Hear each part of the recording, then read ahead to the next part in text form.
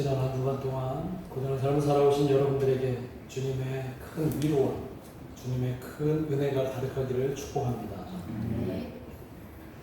저희는 계속 사도행전을 강의하고 또 읽어나가고 있는데, 제가 사도행전을 여러분들에게 설교한 이후로 설교하면서 가장 많이 언급된 단어가 어떤 단어일까요? 사도행전을 설교하면서 어떤 단어가 제일 많이 언급했어요? 제가 성령이죠. 오늘 제목도 성령이라는 단어가 들어가요. 그래서 성령의 임재와 비전이라고 하는 내용입니다. 왜 성령이 중요하냐? 바로 성령으로 인해서 교회 공동체가 시작하기 때문이에요.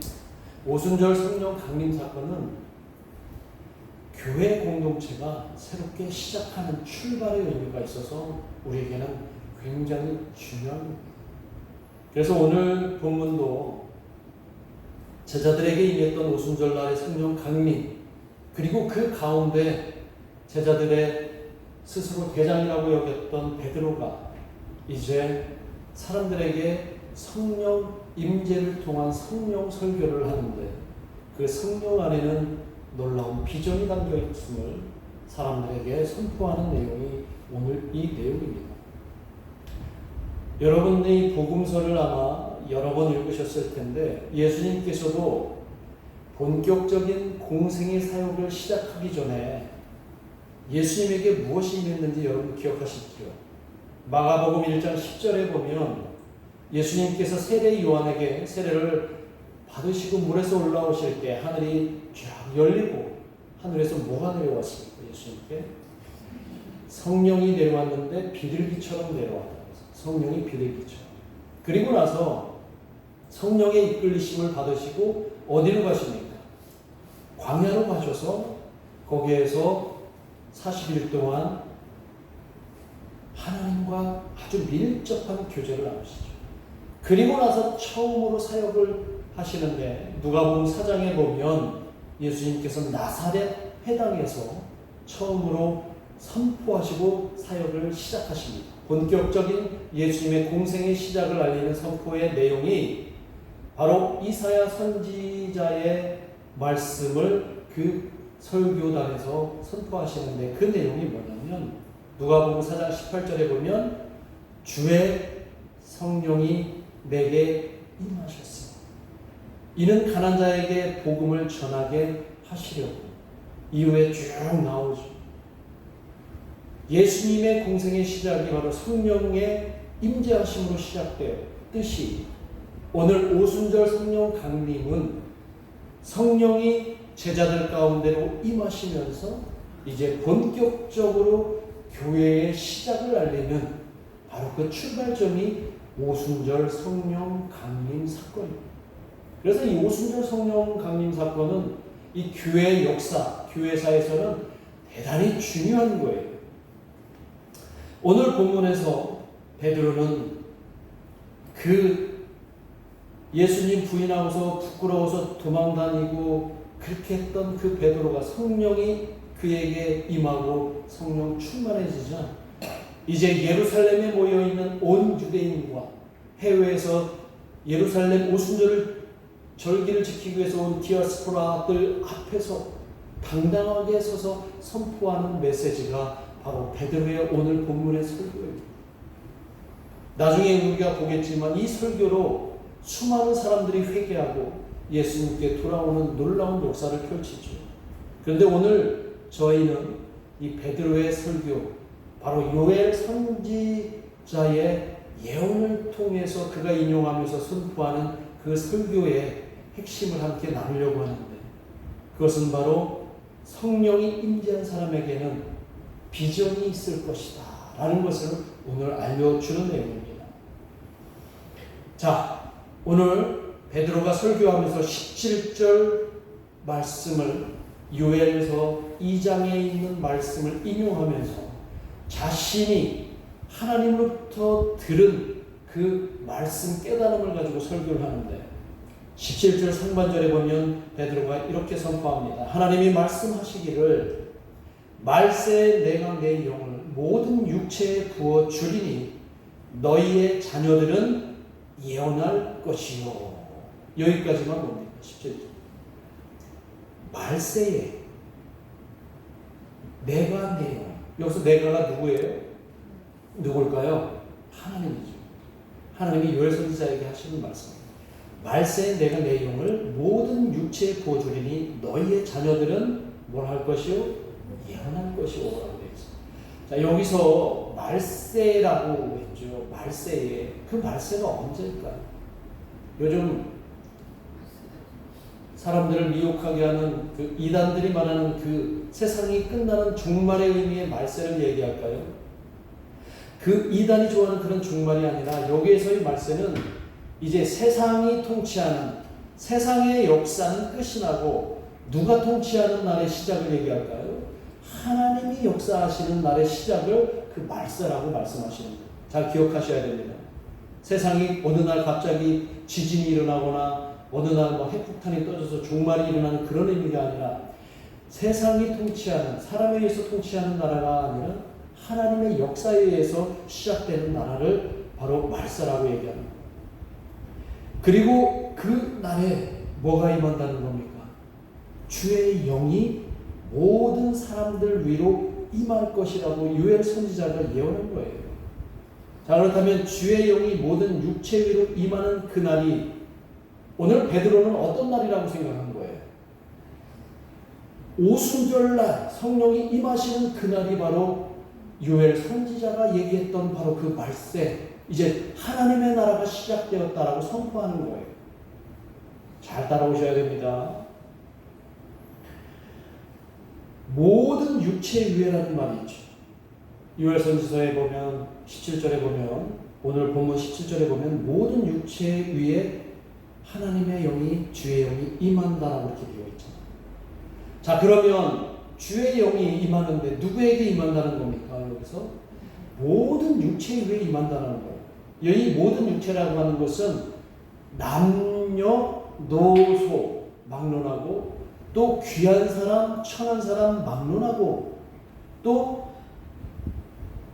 가난한 사람 부자 막론하고 모든 사람들에게 내려온다는 거예요. 아마 베드로의 이 설교를 듣고 있던 이스라엘 백성들, 유대인들, 디아스포라 유대인들은 어떤 생각이 들었을까? 충격을 받았을까? 왜? 저 요엘 선지자의 그 말씀 예언은 그 말이 아닌데 유대인들은 자기들이 제사장들에게 들어왔던 그 말씀의 내용하고 너무 다른 얘기를 베드로가 지금 하고 있다고 아마 충격을 받았을 거예요. 왜? 그들이 말하는 그 말세에 주의 영을 임하는 사람들, 구원받는 사람들은 누구라고 믿었어요? 철석같이? 유대인들은 자신들이라고 그랬어요. 이스라엘 백성 외에는 주의 영을 받을 자들이 없다라고 그들은 믿었는데 지금 베드로가 뭐라고 얘기합니까? 모든 육체, 그 모든 육체는 유대인에게 한정된 게 아니라 이 땅에 있는 모든 사람들이 주의 영을 받을 것이다 라고 얘기를 하는 거예요. 그들은 충격을 받았고 놀라지 않을 수가 없어요. 게다가 그 모든 사람, 모든 족속 안에는 그들이 원수처럼 여기는 누가 포함되어 있습니까? 상종하기도 싫어. 마치 개처럼 여기는 족속이 있잖아요. 누구예요? 같은 유대 안에 있던 사람들, 이스라엘 땅에 있는 족속, 사마리아 족속. 그들도 주의 영을 받을 수 있다고 지금 베드로가 선포하고 있고, 심지어 부정함의 대명사였던 이방인들조차도 주의 영을 받을 수 있다고 지금 베드로가 얘기하니까 이 유대인들은 너무나 충격을 받고 놀라 자빠질 지경입니다. 이런 의미에서 오늘 오순절 성령 강림 사건이 중요하니까 안 중요해요. 대단히 중요한 거죠. 온 세상에 하나님의 은혜가 확장되어가는 바로 축복의 그 사건이 바로 오순절 성령 강림 사건이라고 하는 거예요. 이 오순절 성령 강림은 그동안 유대인들 문자로 사람의 운명을 차지하던 그 율법 시대의 종말을 선언한 시대나 다름이 없다는 거예요. 이제 성령의 그리고 성령의 의한 그리고 성령을 위한 그런 시대가 되었던 거예요. 이 아브라함 링컨이 했던 말입니다. 그죠? by the people, for the people, of the people. 성령의 시대, 성령을 위한 시대. 그 다음에 성령에 의한 시대가 도래했다는 것을 오늘 이 오순절 성령 강림 사건으로 우리에게 알려주는 겁니다. 그래서 성령 임재를 경험한 그리스도인은 이제 모두가 작은 예수가 아니에요. 작은 예수. 왜? 예수님이 성령의 임재로 공생에 시작을 했고 예수님이 떠난 그 자리에 누가 남은 거예요? 교회가 남아있어요. 그 교회에 성령이 임하셨기 때문에 그 교회 안에 속해 있는 여러분 한 사람 한 사람이 이제 누가 되는 겁니까? 작은 예수가 되는 거예요. 리틀 지저스가. 자, 자기 가슴에 한번 손을 대시고 나는 리틀 지저스. 발음들이 되게 좋으시네요. 나는 작은 예수입니다. 여러분들이 이제 각자 다 작은 예수가 되신 거예요. 왜? 성령이 여러분들에게 임했기 때문이죠. 그래서 이제 하나님 나라를 여러분들이 세상에 전할 수 있게 되었습니다. 그리고 그 하나님 나라를 들어야 될 사람들은 이제 어떤 차별이나 어떤 자격도 불필요합니다. 피부색도 필요 없고 어느 민족이든 필요 없고 남자 여자 성별도 필요 없고 귀하건 천하건 상관없이 가난하건 부자건 상관없이 이제 모두가 성령의 임재가 가능하고 그 성령의 임재가 가능한 사람들은 모두 누가 되는 겁니까? 아까 발음 보시던데 뭐라고요? 리틀 지저스. 작은 예수들이 되는 거예요. 방금 전에 우리가 성만찬을 나누면서도 오늘 이 성만찬 빵과 잔 위에 우리 주의 성령이 임하심으로써 그 성령 하나님께서 우리에게 이 중요한 사실, 오순절 성령 강림의 이 중요한 사실을 깨닫게 해주시는 오늘 은혜가 되기를 주님의 이름으로 축복합니다. 여러분들은 꼭 기억하십시오. 여러분은 저와 함께 성부, 성자, 성령 삼위 하나님께서 아주 귀하게 여기는 작은 예수들, 성령 임재를 체험한 그리스도인인 것을 꼭 기억하시고 그렇게 살아가시기를 바랍니다. 그런데 이런 놀라운 은혜를 깨닫지 못한 채 여전히 내 고집과 나야와 안악함 때문에 이 성령의 도우심을 피하고 받지 않는다면 그 인생은 어떤 인생이 될까요? 행복한 인생이 될까요? 불행한 인생이 될 거라고 성경은 끊임없이 우리에게 이야기해 줍니다. 그래서 바울은 갈라디아서 5장 17절에서 분명히 말합니다. 바울은 내 육체의 소욕을 죽이고 내 안에 계신 성령을 바라볼 때 권능이 우리 삶에서 나타날 것이다. 이렇게 말씀합니다. 내 육체의 소욕이 뭐예요? 나의 이기적인 생각, 욕심, 세상적 가치를 추구하는 그 마음들이고 그 마음을 내려놓고 내 안에 성령을 바라보고 성령이 날 이끄시는 걸 바라보라는 겁니다. 오늘 베드로는 그래서 이런 사람들에게 설교를 통해서 성령 임재는 무엇이 가능하다고 요엘서를 인용하고 있어요. 예? 무엇이 가능합니까? 자녀들은 뭘 할 거라는 거예요? 하나님의 자녀예요. 여기서는 여러분의 자녀가 예언한다는 게 아니라 누구의 자녀?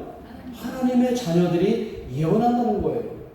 오늘 17절 하반절과 18절에 보면 이렇게 바울은 요엘서를 인용하며 설교합니다. 너희의 자녀들 예언할 것이요 내 영을 남종과 여종들에게 부어주리니 그들이 뭐 할 것이다? 예언할 것이다. 이제부터 여러분들은 성령 임재를 경험한 여러분들은 예언할 수 있는 예언자가 되었음을 확신시켜드립니다. 아멘. 여러분들 예언자라니까 별로 삐뚤떠름한 것 같아요. 나 예언자 안 할래요. 이렇게 얘기하시는 것 같아요. 근데 여기서 말하는 예언은 어떤 예언일까요? 이제 나는 이제 점집에 안 가도 되겠구나. 이제 나는 뭐 저쪽에 가서 뭐 사주팔주 안 봐도 되겠구나. 왜? 내가 누구니까? 예언자니까. 그런 의미의 예언일까요? 아니면 어떤 의미의 예언일까요? 오늘 베드로는 그런 의미의 요엘서도 그런 의미의 예언을 말씀하시는 게 아니에요. 점집에서 미래를 아주 쪽집게처럼 맞춘다는 그런 주술적 의미가 아니라 오늘 이 예언은 뜻을 내가 어떻게 발견하느냐에 따라 하나님의 뜻을 발견하는 능력이 바로 그 예언이다. 만약에 여러분들이 하나님도 내 미래를 잘 말씀해 주시지 않느냐, 하나님이 여러분들에게 미래를 말씀해 주시던가요? 목사님, 저에게도 하나님이 아무리 기도해도 권 목사야, 네가 앞으로 한 3년쯤 되면 교회가 한 200명 정도 될 건데 그때를 위해서 아마 열심히 헌금도 잘하고 성도들한테도 이런 말씀을 한 번도 주신 적이 없어요. 하나님 제 미래도 잘 안 주시는데 여러분 각자에게 여러분의 미래를 바칠 수 있는 그런 예언을 주신다면 교회가 평온할까요? 아니면 어떻게 될까요? 서로 예언해 주려고 막 난리가 날 거 아닙니까? 내가 보니까 너는 3년 후에 정말 재수가 없을 것 같아. 너 보니까 한 1년 후에 혹시 망할 것 같아. 이런 식으로 해서 온통 아수라장이 되지 않겠어요? 하나님은 그런 예언을 우리에게 주시지 않나. 오늘 우리에게 주시는 것은 하나님께서 하나님의 뜻을 발견할 수 있는 그 능력을 우리에게 주신다는 겁니다. 여러분, 내 노력으로 성령을 받을 수 있을까요? 성령은 그러면 누가 주실 때 가능합니까? 하나님이 우리에게 선물로 주실 때 가능한 거예요. 아무리 내가 성령을 막 얻어야지 해서 갑자기 성령이 나에게 임하는 게 아니라 내가 성령을 사모하는 마음이 있을 때 하나님이 어느 날 선물로 나에게 주신다는 거예요. 마찬가지로 나에게 은사나 나에게 하나님 주신 재능도 내가 노력해서 얻는 은사나 재능이 아니라 누가 주시는 거예요? 하나님이 선물로 주시는 거예요. 그래서 바울은 로마서에도 얘기하지만 또 고린도서에도 얘기하지만 그 은사는 하나님이 주시는 것이니까 함부로 자랑하지 말라고. 함부로 자랑하라고 하시지 않습니다. 그래서 은사나 재능도 하나님이 주시는 선물이기 때문에 내가 이룬 것이 될 수 없습니다. 이것이 우리의 한계임을 깨달아야 합니다. 그럴 때 비로소 우리는 겸손해질 수가 있는 거예요. 나는 아무것도 할 수 없습니다. 오직 하나님이 나에게 주셔야, 나에게 재능도 주시고 나에게 은사를 주셔야 내가 이 능력을 성령 안에서 행할 수 있습니다. 라고 할 때 그때 우리의 모습이 겸손해질 수가 있다는 거예요. 그런데 이 진실을 무시하고 성령의 은사를 제멋대로 해석해서 사람들을 미혹하는 사람들이 우리 주변에 있음을 여러분들 경계하시기를 간절히 부탁드립니다. 우리를 미혹하는 사람들이 있어요. 그런 사람들은 꼭 내가 예언해 줄게. 내가 하나님의 은사를 너 통해서 어떻게 해줄게 라고 할 때 꼭 따라붙는 게 있어요. 바로 금전적인 보상을 그들은 요구를 하고 반대급부를 막 요구하는 사람들이 있습니다. 여러분들 그런 사람들을 경계하시기 바라고요. 은사는 말씀드렸지만 하나님의 선물이지 우리의 사유물이 될 수가 없다는 것을 꼭 기억하시기 바랍니다. 자, 오늘 본문에 다시 돌아가면 성령을 받은 또 성령의 임재를 경험한 베드로가 설교를 하면서 자세히 보면 자신의 생각은 말하지 않았어요. 오로지 누구의 생각을 자신의 설교로 대원했습니까? 요엘 선지자, 요엘서를 통해서 하나님의 말씀을 전하고 있는 거예요. 그리고 그 이후에 베드로의 설교는 온통 하나님의 말씀을 근거로 해서 하나님의 말씀 안에서 설교를 하고 있다는 거예요.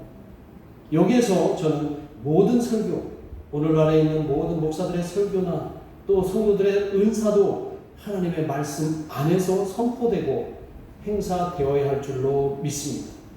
그래서 오늘 베드로가 언급한 그 예언 역시 하나님의 말씀 안에서 해석되고 행사가 되어야 되는 것이에요. 자, 베드로가 말한 예언은 아까도 얘기했지만 단순히 미래를 맞추는 주술적 의미가 아니라 오로지 뭐라고요? 하나님의 뜻이 무엇인지 밝히는 것이 예언이랍니다. 그 대표적인 예가 요엘 선지자의 예언이 바로 그런 겁니다. 아니, 이사야 선지자, 제가 구약 성경에 그 선지자들이 워낙 많아서 어떻게 오냐면 호요람, 아분미 이렇게 하고 쭉 대선지자, 소선지자 외우고 있는데 그 모든 선지자들의 예언도 아까 얘기했지만 미래를 저 점집에서 맞추는 그런 식으로 맞추는 게 아니라 모세 오경을 토대로 해서 하나님의 뜻을 그들이 끝까지 발견합니다. 그리고 발견해서 만약에 하나님께서 이런 역사적 맥락에서 이스라엘이 하나님 말씀에 순종하지 않으면 하나님은 심판하실 것이고 하나님의 말씀에 순종하면 그들의 미래가 이렇게 열릴 것이다 라고 그들은 끊임없이 예언했지, 너는 3년 후에 동쪽으로 가면 귀인을 만날 거야, 이런 식의 예언은 아니라는 거예요. 알겠지? 그러니까 오늘날 우리 기독교 안에서의 예언은 바로 하나님의 뜻 안에서 하나님 말씀 안에서 행해지는 것, 이것이 바로 예언이라고 하는 것입니다. 성경에 나와 있는 모든 예언들이 다 그렇게 하나님의 뜻을 밝히는 겁니다. 오늘날 우리도 제가 감히 여러분에게 예언을 선포합니다. 저와 여러분도 하나님 말씀에 순종하면 여러분의 미래가 활짝 열릴 줄 믿습니다. 하나님의 은혜와 축복이 여러분 삶 속에 가득할 줄 믿습니다. 이것이 바로 예언이다. 성경 안에서. 성경에 나온 모든 예언이 하나님의 뜻을 밝히는 것인데 이제 그 예언이 예수님이 오신 이후 신약에서는 바로 예수 그리스도의 복음이 되었다는 것도 기억하십시오. 이제 우리에게 예언은 예수 그리스도의 복음입니다. 그 복음을 성령은 우리에게 말하게 하신다. 성령은 베드로에게도 말하게 하시는 것처럼 성령은 복음을 우리에게 증언하게 하신다는 거예요. 제가 지금 여러분에게 전하는 이 설교도 성령에 의지하면서 전하는 예언이라고 하는 사실을 저는 믿습니다. 그러나 여러분의 미래는 제가 맞추지 못해서 송구스럽습니다. 어쨌든 말씀 안에서 여러분의 미래를 밝혀나가시기는 될 것 같아요. 대신 우리는 예수님은 하나님의 아들이시고 예수님은 우리의 구원자이심을 여러분들에게 자신 있게 말씀드릴 수는 있습니다. 이 예언을 저와 여러분에게 성령이 알게 하신 거고 전하게 하신 것입니다. 오늘 본문에서도 베드로는 주의 영이 임한 사람들은 오늘 17절과 18절, 17절에서 어떻게 할 수 있다고 그래요? 젊은이들은 환상을 보고 늙은이들은 꿈을 꾼다. 젊은이들은 뭐 기분이 안 나겠지만 늙은이라고 해서 죄송합니다. 성경에 있는 용어예요. 근데 여기에서 환상과 꿈이 있는데 이 환상은 영어로 비전이라는 거예요. 비전. 환상은 비전입니다. 그 다음에 꿈은 뭘까요? 영어로. 아까 발음이 뭐 심상치 않던데 영어 실력이 좋으신 여러분 꿈이 영어로 뭐예요? 드림이죠. 드림. 비전은 내가 바라는 어떤 소망을 상상하는 거예요. 내가 바라는 것을 소망하고 상상하는 것이 비전이에요. 드림은 뭘까요? 여러분 밤에 막 잘 때 꿈꾸고 막 그런 의미의 드림이 아니라 여기 드림 뭐예요? 마틴 루터 킹 목사님이 I have a dream이라고 이렇게 얘기했잖아요. I have a dream. 그 드림이 뭘까요? 그 마틴 루터 킹 목사님에게 그 꿈은 흑인이 백인처럼 똑같이 취급받는 날이 오기를 바라는 거예요.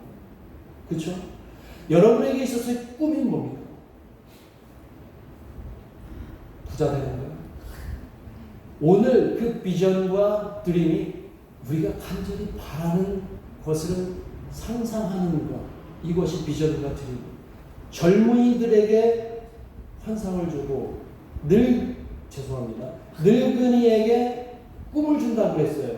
이 얘기는 젊은이만 환상을 주고 늙은이만 꿈을 준다는 의미가 아니라 젊은이도 환상을 주고 늙은이도 꿈을 준다. 이 얘기는 그들 모두에게 젊든 나이 많든 모든 사람들에게 비전을 주신다는 거예요. 꿈을 주신다는 거예요. 그러니까 여러분이 바라고 여러분이 꿈꾸고 있는 그 일들 절대 포기하지 마시기 바랍니다. 나이가 많다고 이제 뭐 내가 뭘 해. 이제 주님 만날 날 가까웠는데 있는 거 잘 정리하면서 가지 이렇게 생각하지 마시고 제가 최근에 읽은 책 가운데 백세 대신 철학자가 쓴 책이 있어요. 백세가 대신 철학자가 쓴 책이 있는데 그분 책에는 죽을 때까지 꿈꾸라는 거예요. 그러니까 여러분들 포기하지 마십시오. 미래를 절대 포기하지 마시고, 물론 우리가 살아가는데 환경과 상황에 제약이 많이 있을 줄 압니다. 그러나 절대 여러분의 미래를 포기하지 마십시오. 왜? 예언이나 환상이나 꿈은 우리의 노력으로 가는 게 아니라 누가 주신 거라고요? 하나님이 주신 선물이기 때문에 하나님이 주신 선물을 우리가 함부로 버릴 수는 없죠. 여러분 꿈을 버리지 마십시오. 비전을 포기하지 마십시오. 자, 그런 대표적인 사례가 사도행전 10장에 보면 베드로를 통해서 구원받은 이방인 백부장 고넬료 얘기가 나와요. 여러분 사도행전 지금 두 번째 보고 계시죠? 이번 하실 때 사도행전을 자주 보세요. 10장에 보면 백부장 고넬료가 환상을 봅니다. 환상을 보는데 그 환상을 통해서 베드로가 자신에게 와서 세례를 주고 성령이 임하고 그리고 구원을 받게 합니다. 그리고 베드로도 환상을 똑같은 시점에서 환상을 보죠. 그 환상이 뭐였어요? 하늘에서 부정한 음식이 내려왔는데 이것을 먹으래요. 유대인으로서는 절대 먹을 수 없는 부정한 음식을 먹으래요. 그걸 깨닫고 베드로는 이제 내가 고넬료에게 가야 되는구나. 이방인에게 가야 되는구나. 이방인의 이 사건으로 인해서 고넬료와 베드로의 그 환상으로 인해 이방인의 구원이 활짝 열립니다.